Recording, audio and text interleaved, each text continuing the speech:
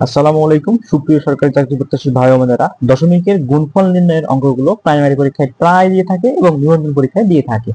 এছাড়াও বিভিন্ন চাকরি পরীক্ষা দিয়ে থাকে। আমরা আজকে খুব সহজে দশমিকের গুণফল নির্ণয়গুলো দেখে নিব। যেমন এই অঙ্কটি প্রাইমারি পরীক্ষা 2019 সালে এসেছিল। এটা আমরা খুব সহজে দেখে নিতে করে ফেলতে পারবো।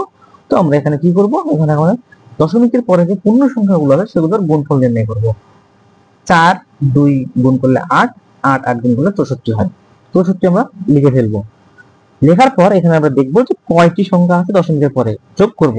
4 1 2 3 4 5, অর্থাৎ এখানে দশমিকের পরে 5টি সংখ্যা আছে। তাহলে 64-র বাম পাশ থেকে আমরা শূন্য দিয়ে 5টা সংখ্যা পূরণ করব, দিয়ে এখানে দশমিক দিব, শেষ। অর্থাৎ 1 2 3 4 5 আমরা এখানে সঠিক উত্তর পেয়ে গেছি।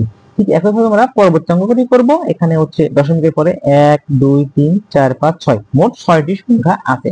তাহলে এখানে আমরা উত্তর করতে পারি ভাবে 3 3 9, 3 9 27। তাহলে আমরা এখানে 27 লিখবো।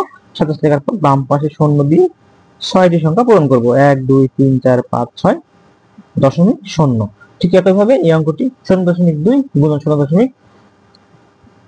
0.004, এই অঙ্কটি আপনারা কমেন্টে উত্তরটা লিখুন। ধন্যবাদ বন্ধুরা।